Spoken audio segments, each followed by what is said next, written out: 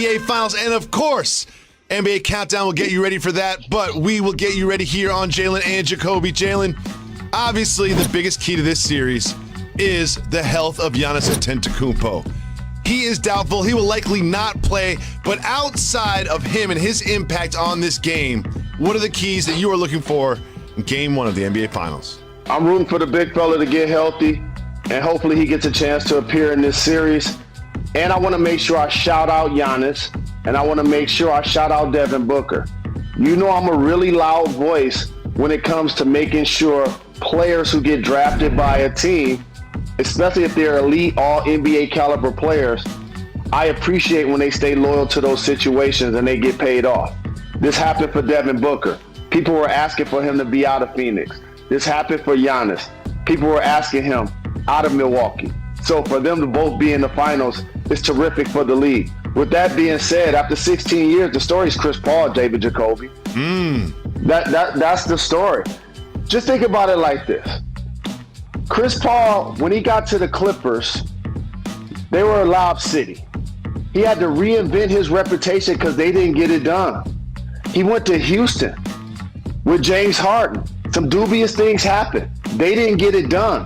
And like a seasoned veteran, he had to go to Oklahoma City and replay for his value, not only as a player, but as a leader and as a game changer.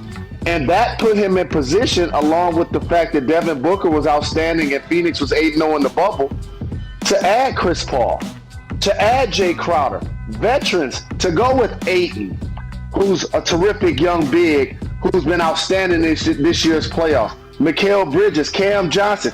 Cameron Payne was out of the league. And the poise and the discipline Chris Paul plays with, not only just the way he closed them out in the fourth quarter with the oohs and ahs and the buckets, but how about keeping his composure when Patrick Beverley lost his, including the push, because that could have became a melee. And we could be talking about all of the people that are suspended for the NBA Finals, not just the fact that Patrick Beverley got suspended for one game. That's a really good point. I don't consider that because I remember people online were talking about how the Suns should have reacted to that, but I love the way the Suns reacted because why waste your time on Pat Bev when you are facing the Bucks in Game 1 tonight at 9 p.m.? One of the things that I'll be keying on is something that was very crucial to the Bucks-Hawks series, which is what will the Bucks defense do against the pick and roll? Remember Game 1, they got torched. Brook Lopez was dropping back, and they weren't switching at all. Over the course of that series, they started switching more and more against Trae Young and his pick and roll. However, when CP3 has the ball and DeAndre Ayton is the roll man, there is a very versatile duo right there. So if you drop back your big, CP3, where is he best shooting from? Oh, that's right, the elbow. You can't give him that shot. And if you switch, then expect DeAndre Ayton to eat on the smaller defenders of the Bucks. And without Giannis, I don't think Giannis is going to play, but even if he does, he won't be 100%. Can they keep Brook Lopez in the game? Do you remember Game 5 of the last series against the Hawks?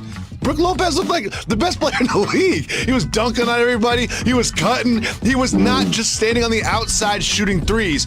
If you can get that Brook Lopez, that can give him a chance. But can the Suns play him off the floor with the pick and roll? That's what I'm looking at.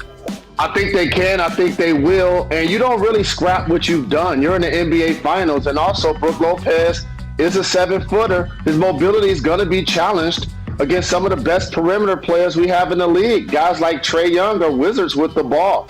So absolutely he's going to struggle. But here's one of the things. DeAndre Ayton and Chris Paul hooking up as an assist combination is one of the tops in the league. CP3 and Devin Booker are also amongst the top 5 in the league at making mid-range buckets. So while the pick and roll against Trae Young is played a lot different because he has an unlimited range. See, he can shoot from the hash mark. He can shoot from half court. You don't really see Chris Paul and Devin Booker doing that as their forte.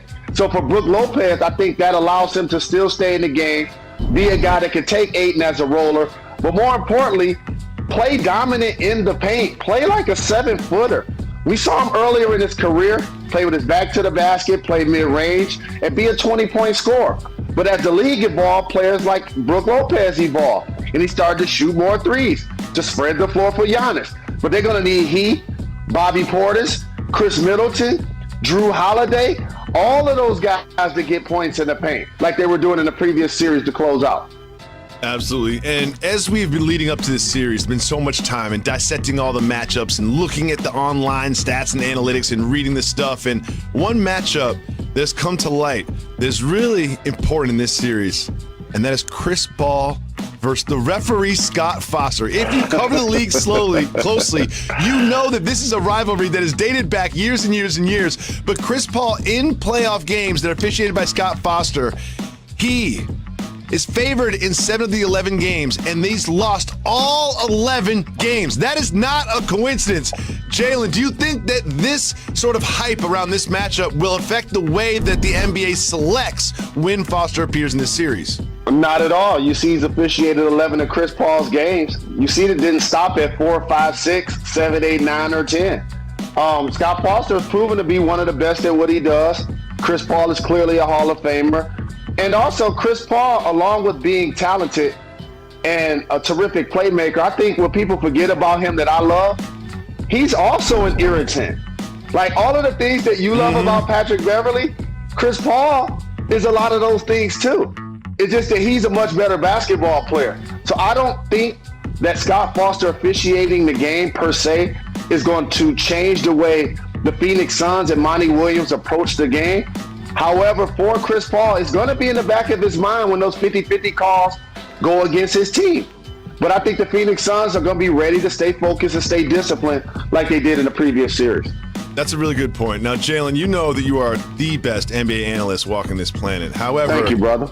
I am ESPN's senior broken nose analyst, and I have noticed something about Devin Booker. I've had my nose broken so many times that I'll tell you what, them closing out the series a little bit early is going to make him feel better. He hasn't really been the same ever since he broke his nose, but those 3 days off, those 4 days off, then the swelling goes down, the nose feels a little bit better, you feel a little bit more confident about it. I'm expecting the old Devin Booker to come back tonight in Game 1 having a big game. And that is not just my opinion as a co-host of Jalen and Jacoby. That's my opinion as the senior ESPN broken nose analyst.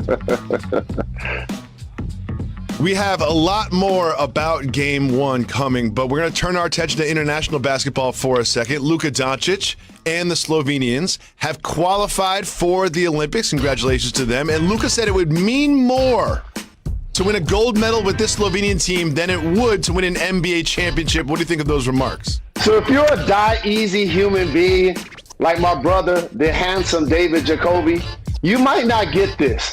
But for somebody that's 10 toes down with the 313, that bosses up before every show, that says what up, though, it means more to me to get the love from my hometown than the rest of the world. And by the way, it would also mean that they beat Team USA, which is an amazing accomplishment in itself. So I understand exactly where he's coming from. They're not going to win a gold medal, but I understand why he feels like it is going to be more important to his home country than